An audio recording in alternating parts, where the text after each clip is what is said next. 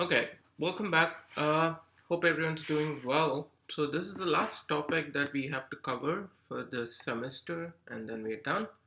So, it's a fairly straightforward idea. So, we're rounding off the semester. We started off by talking about the 10 principles which govern uh, an economy in general.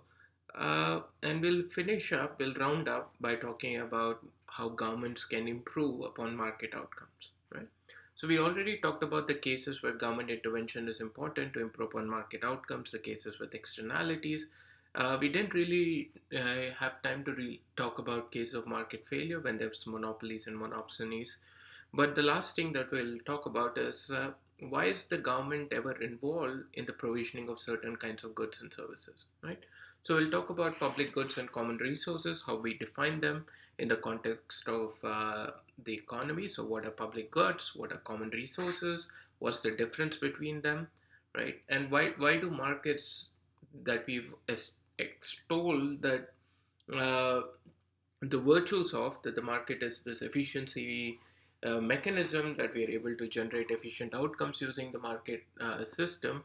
Why is the market failing at provisioning these types of goods, and how can government again improve market outcomes in the case of these types of goods? All right.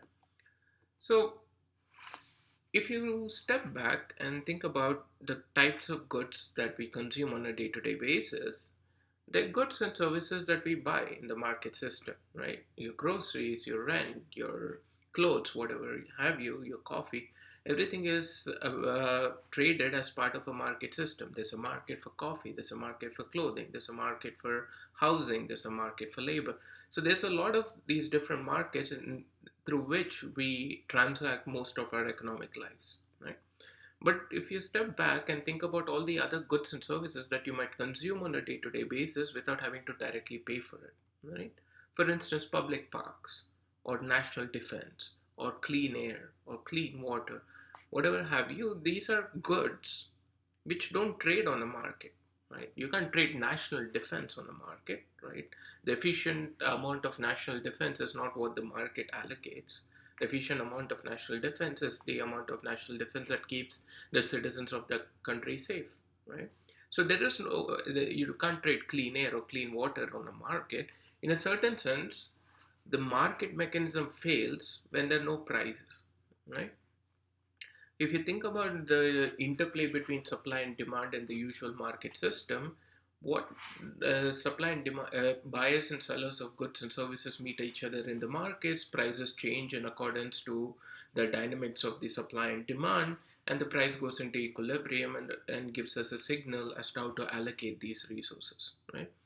But when goods have no prices, the market mechanism can't function, right? Without price discovery, there is no market.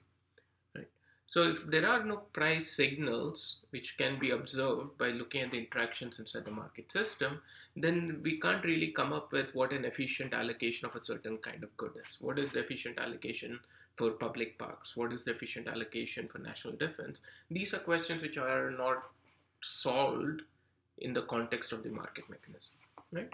Which takes us to one of the foundational principles that we kicked off this entire course with, that there are instances where governments can sometimes improve on market outcomes, and here's a classic case where when prices of goods don't exist, when a certain class of goods don't trade on markets and consequently don't have any prices, then we can't rely on the market to efficiently provision these goods, and government has a role to step in and improve on these market failures, right?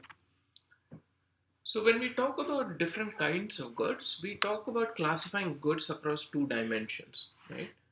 The first dimension is what we call excludability, right? Can we exclude certain people from uh, accessing this good, right? Where the good has this property where a person can be prevented from using it, right?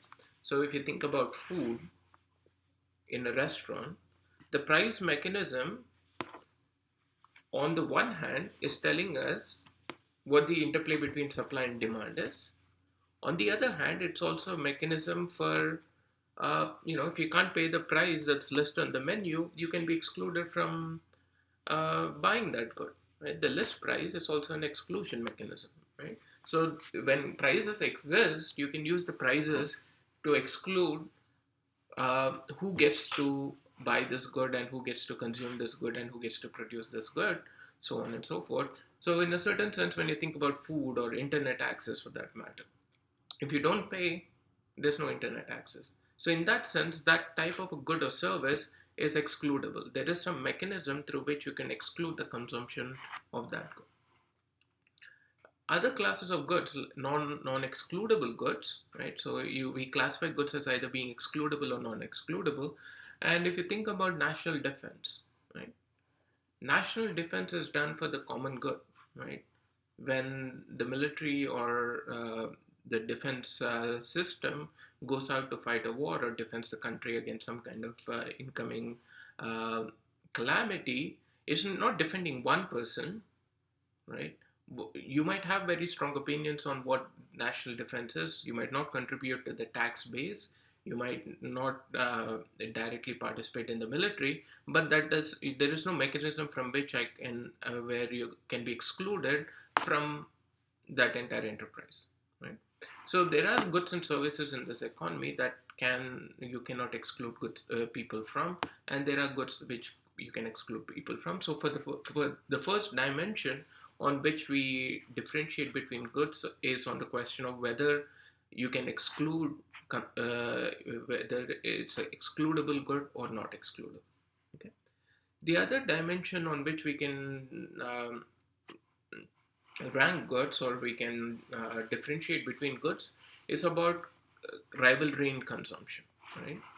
Rivalry in consumption means that does the consumption of this good by one person reduce how much is left over for consumption for other people, right? So where one person's use diminishes other people's use, right? For instance, there are only a certain number of, let's say, fish tacos that exist in the market. If I eat one, that's one taco that you can't eat, right? So this is a case where it's rival consumption, right? When the resource itself is scarce, and if one person uses that resource, if it automatically means that there's less for everybody else, then the consumption is rivaled, right? So for instance, a MP3 file, right? If you think about goods which are not rivaled in consumption, right, where it's distributed widely, so everyone who wants it can buy this file or download this file. My ability to listen to this recording has no effect on your ability to listen to this recording. This is not rivaled in consumption. Both of us can listen to it, or millions of people can listen to it, or tens of millions and billions of people can listen to it all at the same time. And because it doesn't change whether the consumption of this good is rivaled or not, right? There is no rivalry in consumption in that sense. So when we think about different kinds of goods and services in the economy, we try to distinguish between them on two dimensions, one of excludability and one of rivalry in consumption, right? So when that's the case, based on those two dimensions, we can classify goods into four kinds, right? Private goods, right? Private goods have the property of being both excludable, right, and rival, right? For instance, food, for instance, right? Food is a private good because it's excludable. You can't have it unless you're able to buy it. So I can use the price mechanism to exclude its consumption. And it's rival because there is a limited amount of food, and if one person has more, the other person has less automatically. It's kind of a zero sum situation where it's rivaled in the consumption. Right? Public goods are a class of goods which have the properties of not being excludable. So they are publicly, everyone in the general public is allowed to access this good, and they're not rivaled in consumption either, right? So one person's use of this good doesn't affect another person's ability to consume the same good. For instance, national defense. I can't exclude anyone from reaping the gains of having a strong national defense system, nor does me being protected affect your ability to be protected. Is not rival in consumption either. One person's use of this good doesn't mean that there's less for another person. Right? Common resources right? The third kind of goods that we talk about in this economy is what we call common resources.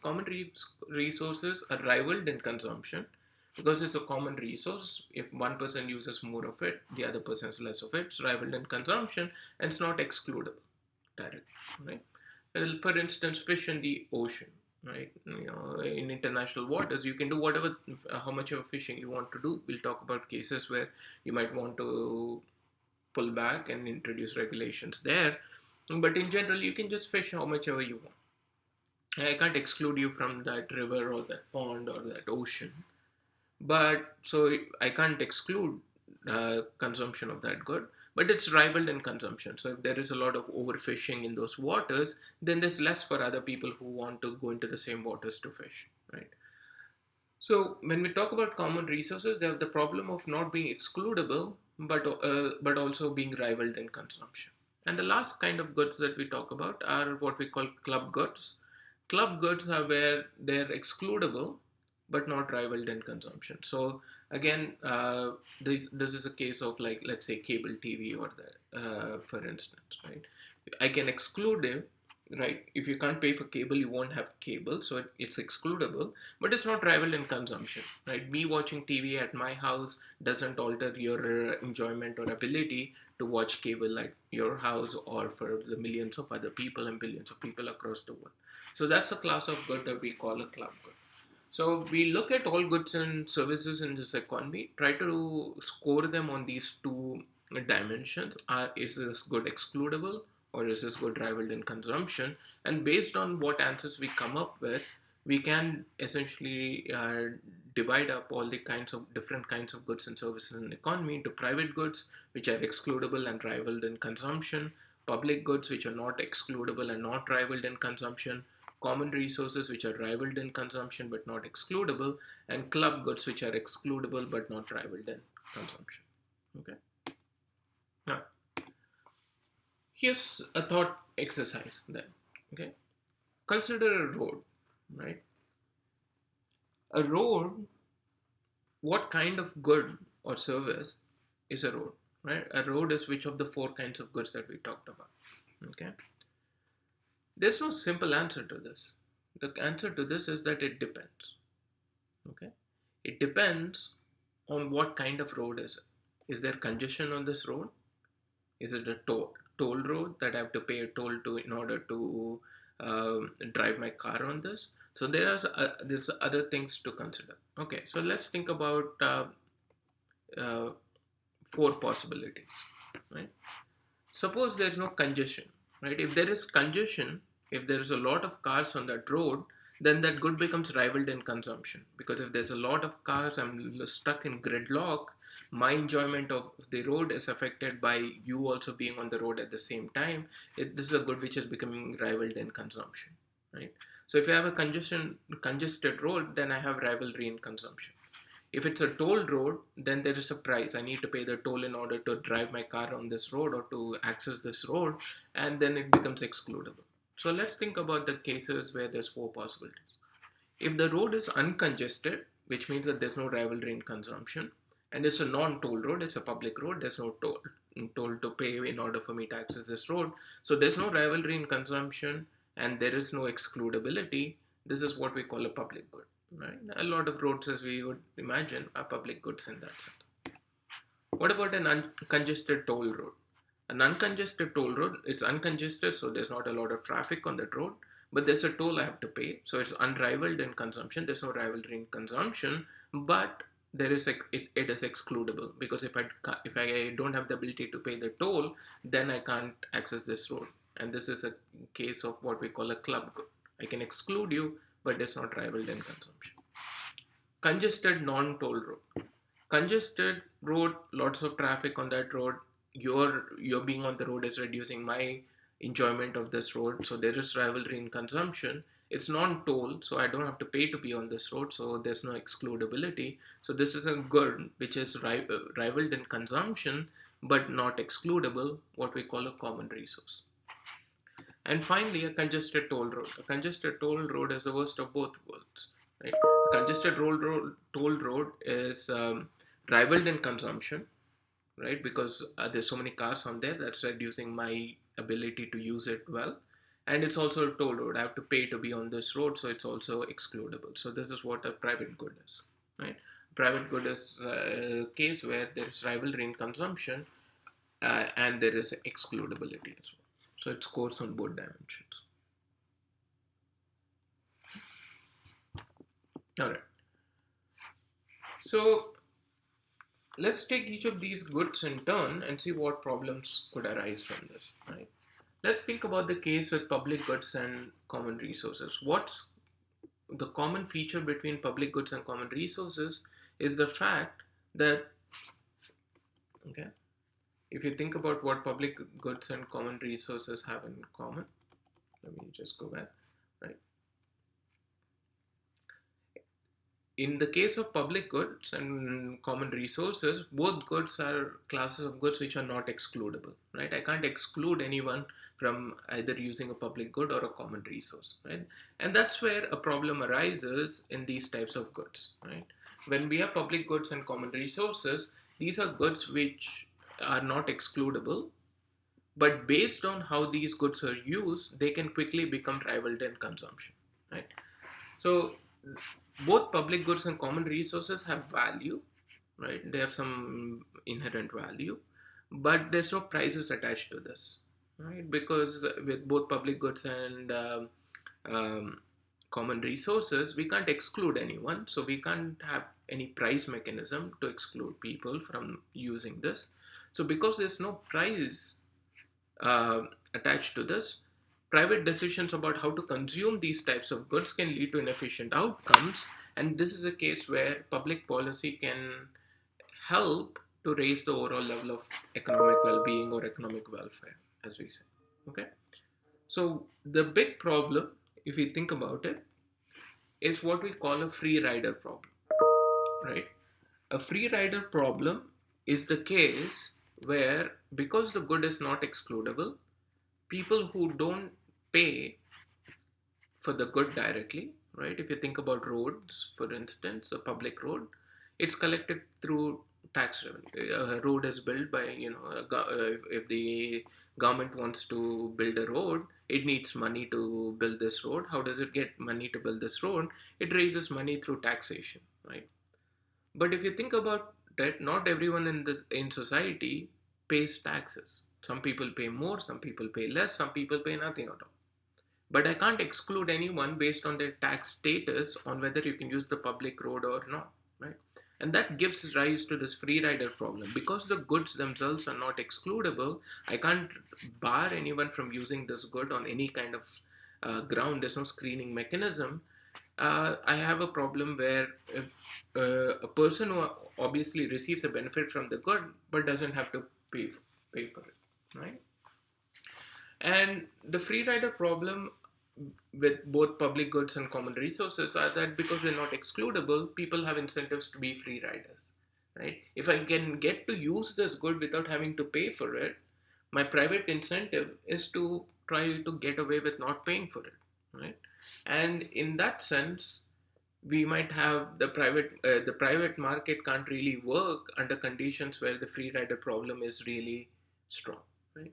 Because in a certain sense, if you think about what the free market or the market mechanism does, it brings together people who have a willingness to pay with people who have the ability to supply this good, and brings them together in a common frame where they bargain with each other and decide on what the right price of exchange should be.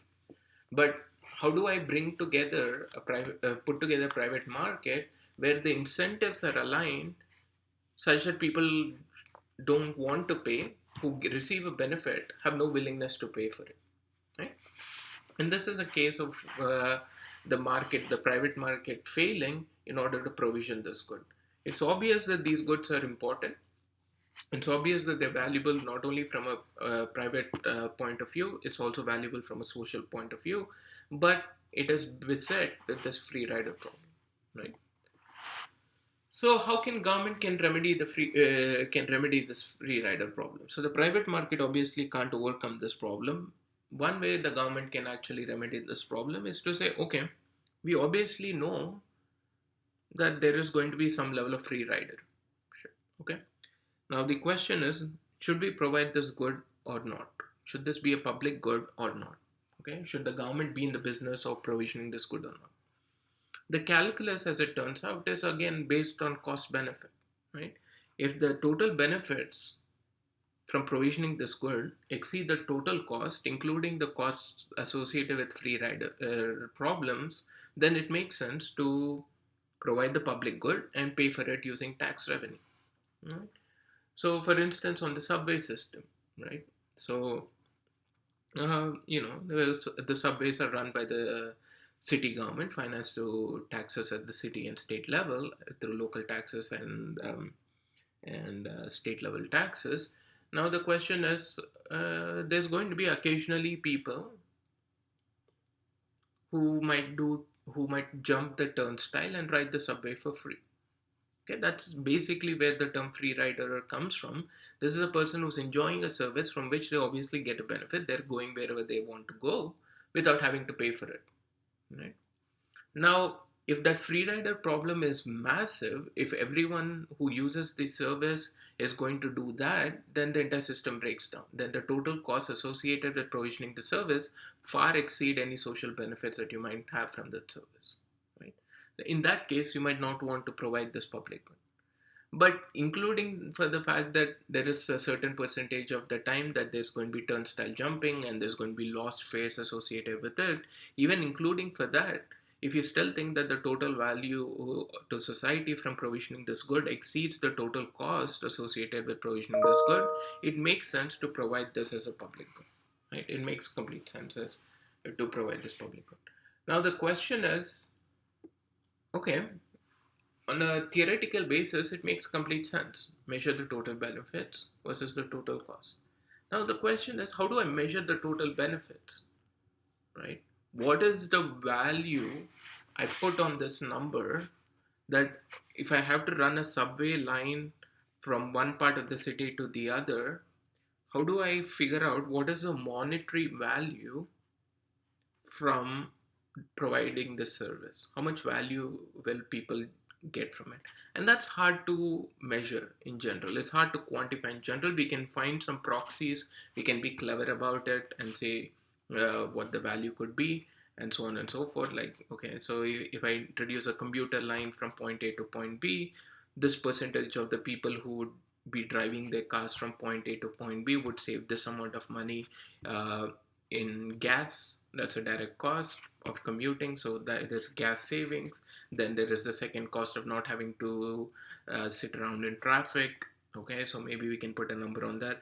There's the third thing is that there is less probability that you end up in a fatal accident. How do I measure that? And as you continue to pile on, the more amorphous the benefit is, the harder to quantify it in terms of a monetary value. So in general, we try to ballpark this number, but that's kind of the difficult part of this analysis. How do I put a number on this? Okay. So in general, the theoretical answer is obviously to do a cost-benefit analysis. If the total benefits exceed the total cost, provision the good. If the total benefits don't exceed the total cost, then it doesn't make sense. Right? There's no prices. So if you have prices, what prices tell us is fundamentally, prices are an indicator of value, right? If we have prices, that tells me how much people are willing to pay to have this good. So as soon as I know those prices, I can start to put numbers on what the total potential value could be from provisioning this good. But without prices, which is the case with public goods, I don't have that luxury of relying on the price signals. So governments do a lot of these surveys and they try to guess at this, and they're usually rough approximations at best. So often we might end up overstating what the benefits of the system are. And because the cost benefit analysis is more or less imprecise for the most part, the efficient provisioning of public goods is more difficult than that of private goods, right? So, I might run a survey, I want to introduce a new subway line, and I might go talk to people in that neighborhood and ask them, hey, if we put out a new line, would you be willing to travel on it? How much time would you save on it? We could do all of this and put a number on it. But then we say, okay, so suppose the total benefits, the number we put on it is 100 billion and cost 20 billion to construct this new subway line. As a policy maker, you would think, yeah, all right, so the total benefits we think are about 100 billion. It'll cost us 20 billion to run the line. So let's do it. It makes sense, right? But suppose it so happens that, once the line is there, for some reason or the other, people don't really adopt to this new subway line. They don't use it as much. And the total benefit is only 15 billion, and now you have a problem on your hands. This is a public good that you spent $20 billion worth of taxpayer money provisioning, and it turns out that the total value is much less than what you thought. And that's a problem with a lot of different kinds of public goods, right? So a lot of public goods usually have this problem where people are much more optimistic or much more willing to overstate how much value they would derive from a public good. And in a certain sense, it makes complete sense that overstating would be a problem, because these are goods which are not excludable. I don't have to pay for it directly, and I would enjoy it if it was there, even if I don't use it as often as I say a word. And it makes sense for most people to say, yeah, if there's a new public park in my neighborhood, I would be there every evening. And I'll talk to a lot of people, and they all say, yeah, we'll all be there. And local council puts that public park up, and then there's no one there. It costs a lot of money to put the public park. It costs money for the ongoing maintenance, and but people are never in there. So you might end up with these public projects where, because it's so hard to quantify what value they're deriving ahead of time, we might end up with an inefficient provisioning of private public goods, more often with public goods than with private goods, because private goods, because they operate within the price system, within the market system, the problem of inefficiency is much less severe.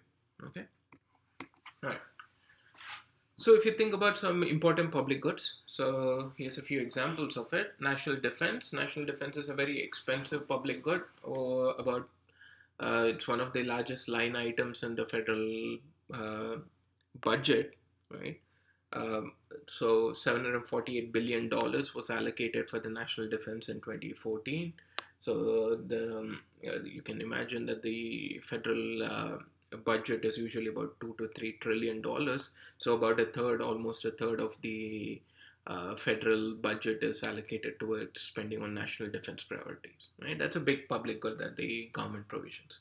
Basic research. So through the second, another big source of government spending is through uh, subsidizing basic research or fundamental research. So through some kind of grants and some kind of prizes and fellowships and so on and so forth, government can fund quite a bit of this basic research through those channels, right?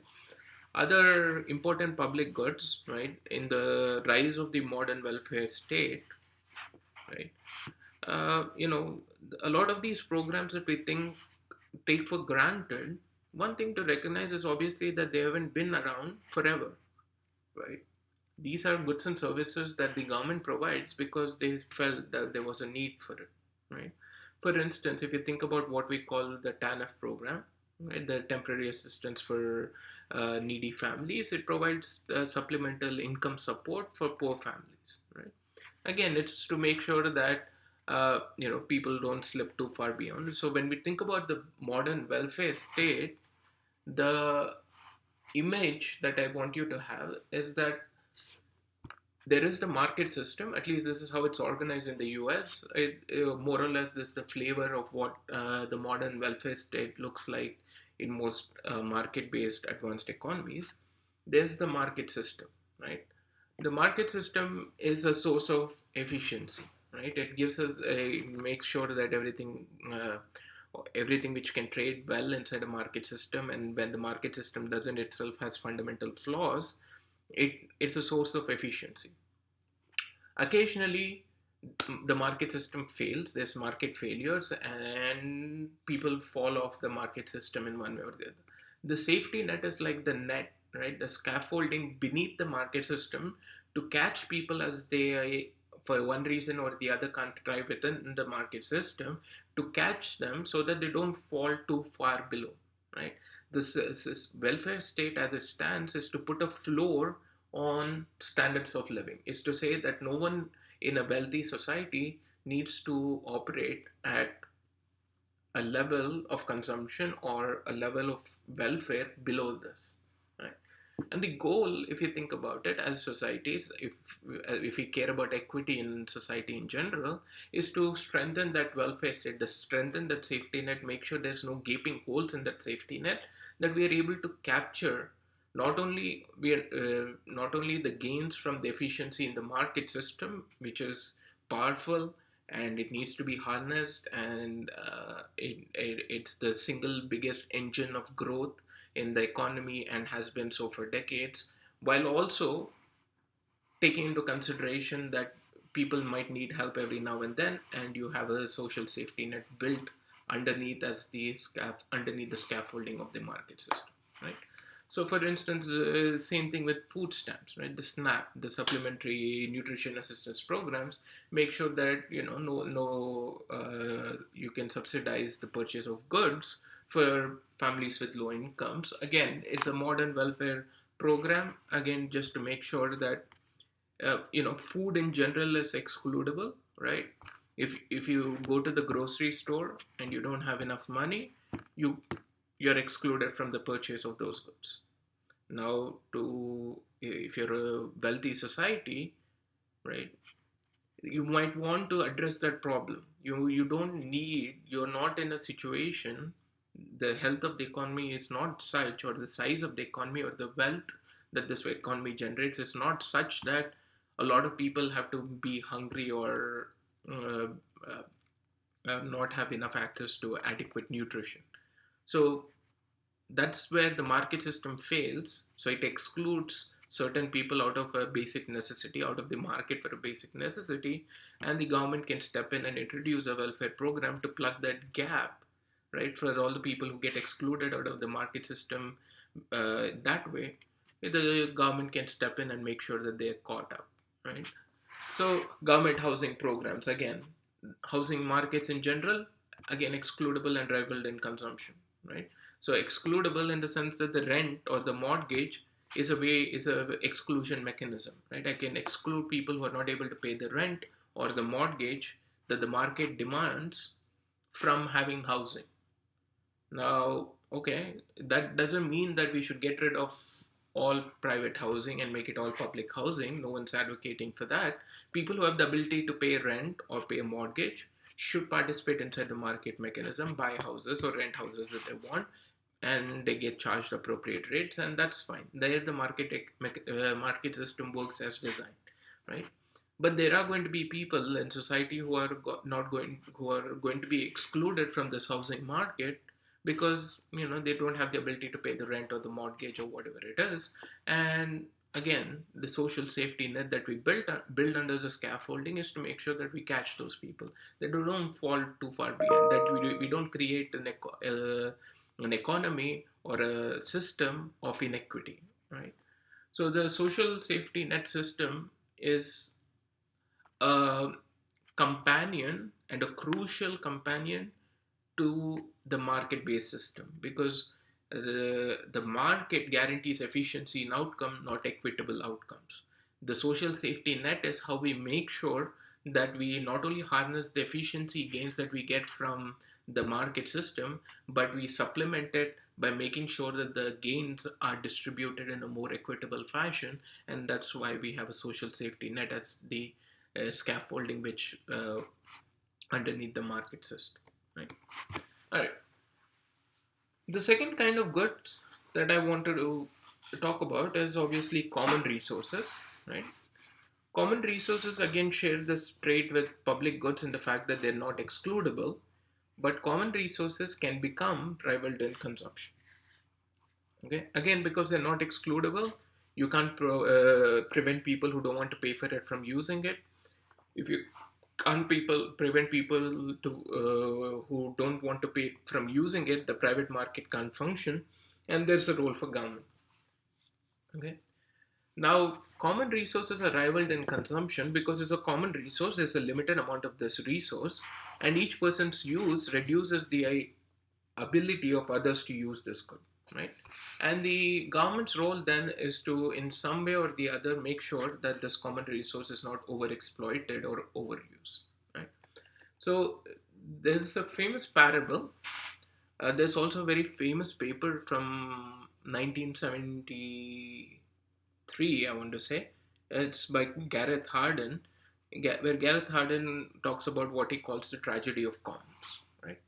Think about what the story of what the tragedy of commons is, what the parable is, right? So this is medieval town, okay, where there's common land, right? So this is not land owned by any one person, it's just common land. Everyone has access to this, no one can be stopped from using it. And what people end up doing is that they want to make sure that their sheep graze on this common land, right? As the population begins to grow, as that economy begins to grow, and the population of that town begins to grow, the number of sheep also grow along with it. Okay, the amount of that common resource of that grazing land is however fixed, and as the number of sheep start to grow, the grass begins to disappear at a faster and faster rate. So if you overuse the common resource, then it can quickly become rivaled in consumption. Because if I graze my sheep on it, there's less grass for your sheep to graze on. So that means that we have turned a common resource which is not excludable. I can't stop you from grazing your sheep on that land, nor can you stop me from grazing my sheep on the land. But if I allow my sheep to overgraze on that land, there's less for your sheep, and now we have a problem, right? A common resource which is overexploited can quickly become rivaled in consumption, and then we have what we call the tragedy of the commons, right? That's what happens with common resources in general, right? The private incentive, I have no incentive in stopping overgrazing or as a private individual, because what is my incentive? My incentive is to make sure my sheep get as much grass as they want so that their production is high and that generates higher profits for me. So I have no incentive as a private individual to stop my sheep from overgrazing, right?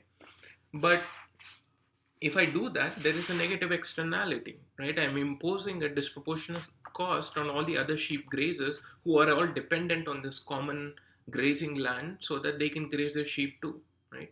Each person's incentive is to exploit that resource because they can't be excluded from it, right? They can't be excluded from it, and the private incentive is not one of careful utilization, but to exploit it as much as possible, to exploit this as much as possible. And when people don't take into account the externalities of these private actions, they end up it ends up in the overuse of the land, and the land, sure enough, over time turns barren, and then you have a problem, right? Now everyone's in the same soup.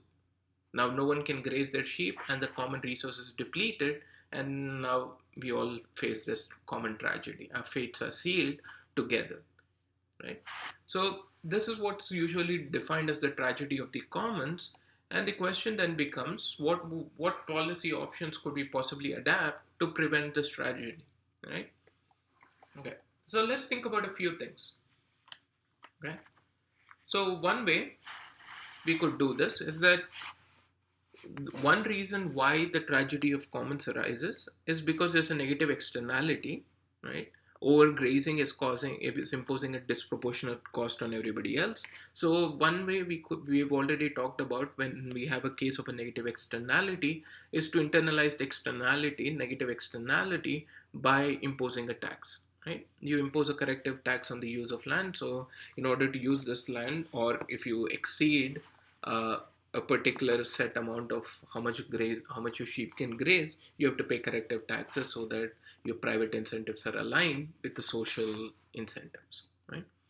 The second thing we could do is to use what we call a command and control regulation. We just regulate the use of the land. We just tell everyone that, okay, this is how much your sheep can graze, and not your sheep can graze for an hour a day and not more than that. That's it. Okay. The other thing that we could do is to auction of permits allowing use of land, right? So we take that land and we essentially create it as in the cap and trade system, as we said. we essentially create an auctioning system for grazing. So we issue licenses for grazing and allow people to trade these licenses. So people who have a lot of sheep and who want to use this land more will have to pay people with fewer sheep in order to buy the license from them so that they can graze their sheep on the land. And now everyone is getting compensated and the externality is resolved through that channel. Okay. And the last thing that you could possibly do is that you could just divide up the land equally among all the people who live in that society, and everyone gets their own parcel. They can graze their sheep on their own parcel of land, and that's it, right? And each family will then have an incentive because they can only graze, allow their sheep to graze on the land that they own, their own parcel of land.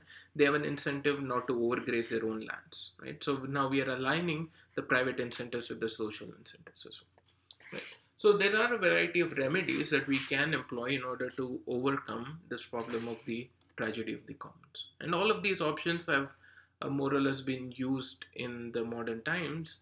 So we can think about some examples of this. For instance, on fisheries, right? So common resources, the fish in your local pond or your local river or in the ocean in general. So private incentive, if I go fishing and if I'm a fisherman of some kind and I go fishing, what is my incentive? My incentive is to catch as much fish as possible.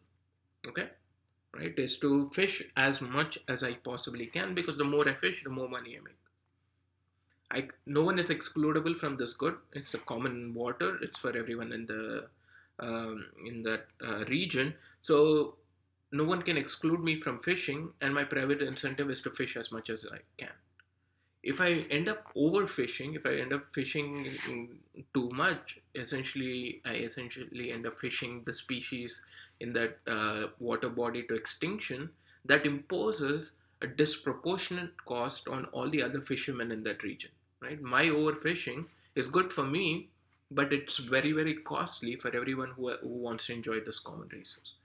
And one way we do this is to resolve this externality problem is that we introduce a license system, right? You can't fish unless you have a fishing license, right? You get a fishing license, you pay a fee, and because you pay a fee, now there's a price for how much you for this fishing, and that way we can make sure that we internalize the externality, because that price that you pay for a fishing license is in a way a tax, a corrective tax on this kind of action. Right? Same thing with national parks, right? Why do some national parks have a system of fees? Because like, and there's no fees to the national parks. People crowded and there's too much congestion, there's a lot of garbage thrown about, and just the entire common resource is laid to waste because there is inadequate synchrony between private incentives and social incentives. And entrance fees are a way of making sure that these common resources can be maintained in such a way that they don't become rivaled in consumption. So the fees that are collected are used for making sure, for one, because they're fees, few people might show up, so we limit how congested these common resources can get. The second thing is that we can use these fees to make sure that the upkeep of that resource is at a reasonable enough level that it doesn't become rivaled in consumption either. Okay. Uh, we could use a method of auctioning of permits, right? So with spectrum, with radio spectrum, which commercial radio stations use in order to broadcast to their listeners, those are airwaves, right? They're in the air, right? So now one way we can make sure that they don't get clogged up, that we don't clog up the airways, and that's what the US FCC, the Federal Communications Commission, does, is to auction off these permits in order to use these spectrums, right? So you buy these licenses or from the government in order to broadcast these broadcasting licenses from the FCC, and that limits how much of these airwaves or of how much of the spectrum is clogged up on a in a on any given day, right? And if the resource is land, then maybe the easiest way to overcome this problem of the tragedy of the commons is to take that common land and turn it into a private resource, right? To divide up that land and then selling the parcels of the land to the people who live around that area, and then make sure that, now we essentially make sure that the private incentives are the social incentives, and we can overcome the problem of the tragedy of the commons, right? So, some important common resources, for instance, clean air and clean water. Right? We all want clean air, we all want clean water, right? But if we don't, what is the problem with having clean air or clean water? The problem is that sometimes there's negative externalities, pollution, for instance, right? Firms might have no incentive, no private incentive to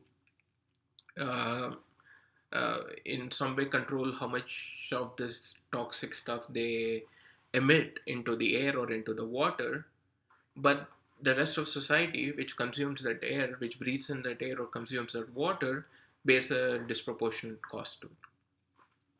So as usual, if there's a negative externality, one way to make sure that the negative externality is addressed is through some use of tax and subsidies. In the case of a negative externality, we might pass regulations like the Clean Air and the Clean Water Act, or we can pass corrective taxes, or we can introduce a cap and trade system. Depends on what you want to do, but there are policy options to deal with it. Right? Congested roads, right? These are again common resources in the sense that they're not excludable. If you want to be on the road, you can be on the road. I can't stop you. But if there's too many people on the road, that means that it becomes rivaled in consumption, and everyone's just stuck in traffic for inordinate amounts of time. Right? One way to make sure that uh, to avoid this negative externality is to impose a corrective tax, right? A congestion charge. So if you live in London or in New York, now to drive to the center of the city because it's so busy and so congested, there is a congestion charge. You have to pay a tax in order to come into the city or into like Midtown Manhattan or I forget exactly what the boundaries are. I think in from 14 to 79th Street or something to that effect. But if you want to drive into Midtown Manhattan, there's a congestion charge. Right? London pioneered this a few years ago, and now it's being adopted in a lot of these big urban conglomerates where, in order to ease the level of congestion in the center of the city, cities are trying to adopt a new tax policy. So, in an effort to reduce how much congestion there could possibly be, right? So, whenever there's a negative externality, there is a way to remedy that, right? A tax, a corrective tax, or a direct regulation can help. Governments can take those actions in order to remedy those situations, right? Some other important common resources, right? You can take a look at this. We already talked about fishing and hunting licenses, right? Overfishing is a huge problem. Whaling used to be a massive problem, right? Before the invention of the modern um, electricity grid. I mean, a lot of things that we take for granted haven't been around all that long. That's one thing I want to emphasize, right? Because the entirety of the U.S. isn't completely electrified till like something like 1951, right? So it's not like uh, electric grids and 24 hours uninterrupted electricity was available all the time for history. So one thing that used to be commonly used in order to light lamps was blubber, right? So blubber was this fat that you could get out of whales, and that led to this massive fishing expeditions and fishing for whales so that they could get the blubber, to the point where several species of whales were um, basically hunted to extinction, right? And again, that's in order to avoid these kinds of catastrophes where the common resources are so overused that they basically become extinct, we can adopt a variety of policies like fishing and hunting licenses were introduced. Then there was a limit on fishing and hunting seasons, right? You couldn't fish all the time or hunt all the time. There's only certain periods of the time where you can the availability of these things are in abundance, right? You give enough time for the population of whales or fish or birds or fowl or whatever it is to recover before you allow people to hunt again or fish again, right? So you, again, with common resources, it's very easy for people to exploit and only think about their private incentives, and then end up with a commons which is overused to the point where it becomes useless for everyone, right? So the last thing I want to talk about is that, okay, can we use the market mechanism somehow in order to overcome these problems, right?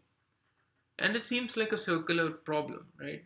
We started off this discussion by saying there's some goods which have to be provisioned by the government because the private market can't um, provision these, or if they do, there's under provisioning of this or inefficient provisioning of this good. All right.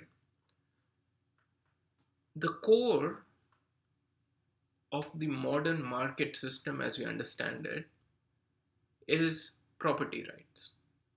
Okay. What does it mean?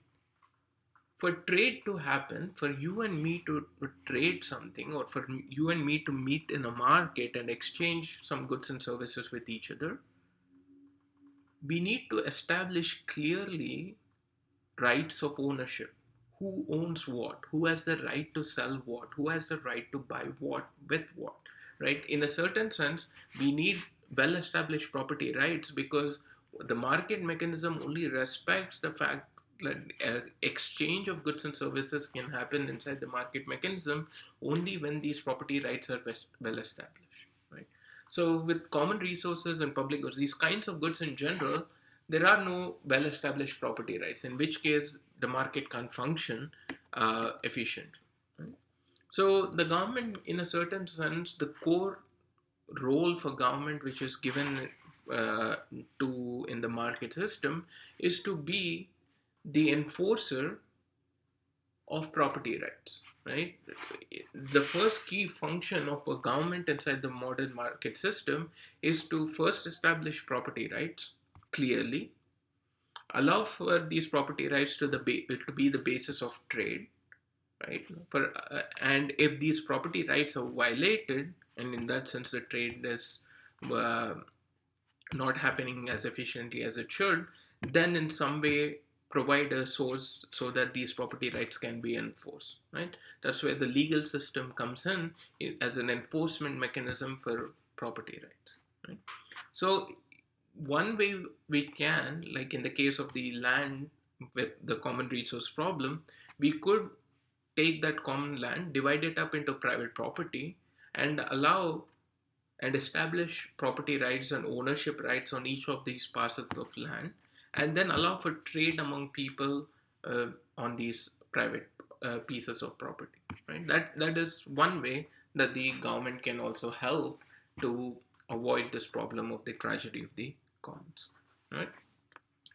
So again, there's a quick summary here in the slides, of course, about everything we've talked uh, about public goods, about the two dimensions on which we classify goods, on excludability and rivalry in consumption, the four different kinds of goods we end up with, what the problem with public goods is, and what the tragedy of the commons is, and what public policy solutions there are which can be used in order to overcome some of these issues here. All right. So if there's any questions on any of this, again, make sure that you leave them in the comments below the video, or see me in office hours. But that's basically what we will do for this session. Thanks for listening, and again, if there's any questions, I'm always here to help. Right.